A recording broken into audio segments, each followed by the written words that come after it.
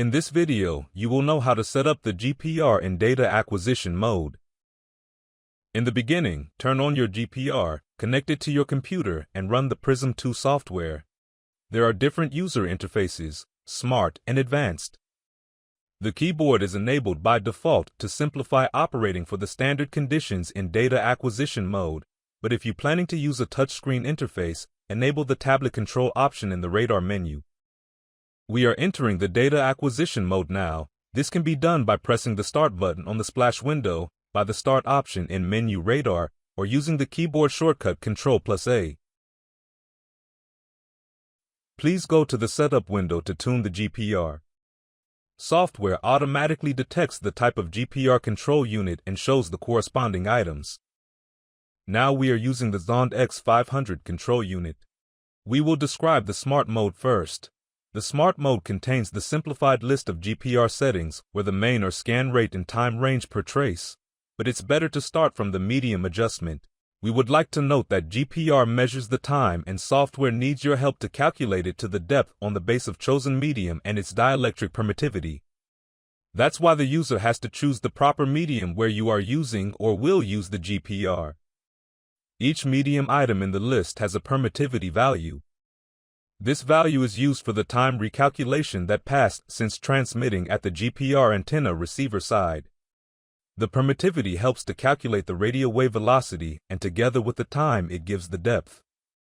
Do not afraid if your medium permittivity knowledges are approximate, the permittivity could be adjusted during the post-processing also. In the scan rate section, select the value of the traces per second ratio, which is the number of traces received in 1 second.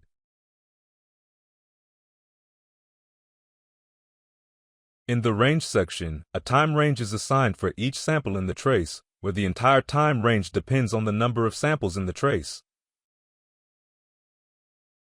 In the gain section, select the digital gain of the received traces. Due to the fact that the signal strength is rapidly decreasing while it is propagating along the soil, the gain of the signal should be increased while the depth is increasing too. Therefore, at the end of the trace, the gain should be greater than in the beginning. You can set the gain function as a polylink connecting up to 10 vertexes, where each of them can be adjusted within from 0 to 168 decibel. Gain is used only for the GPR data output.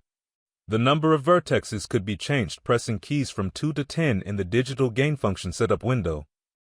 Vertex navigation is possible by the arrow keys to adjust the gain levels. The simplest useful gain function has 2 vertexes with values 0 decibels at the beginning and 48 decibels at the end. If such gain is not optimal, it is possible to change it at any time in the post-processing. High-pass filter section selects the cutoff frequency of the high-pass filter for received signals to attenuate low-frequency noises, which arises while antenna is crossing the rough terrain or due to antenna architecture. There are 2 options to acquire data without high-pass filtering, option off, or using digital software preset filter. Post-delay section, this option is used to adjust the sounding signal position. The initial delay values do not correspond to the optimal adjustment, as each antenna and the GPR unit has its own. The post-delay has to be adjusted first time you are using antenna and cable on each needed time range. It is possible to tune it automatically or manually. Press the A key or button Automatic to enter automatic mode.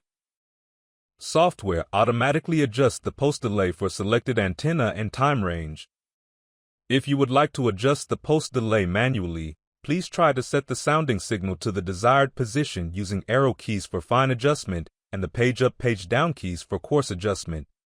The optimal position of the sounding pulse, its first lobe, is the center of the first green oscillogram grid cell. Software stores post-delay adjustment for each antenna range combination, and there is no need to adjust it always. Positioning section, it duplicates radar positioning main menu item. You can select positioning without exiting data acquisition mode such as wheel, Bluetooth wheel, or GPS. There is a button to switch between Smart and Advanced mode in the right bottom corner. Let's switch to Advanced mode. As you can see, the list of settings is larger, but it starts from the medium that we have described before. Please choose it and go further. Each trace or scan contains a different number of samples. You can change this value in the sample section. To control the data flow and the signal-to-noise ratio, change the number of stacks in the stacking section.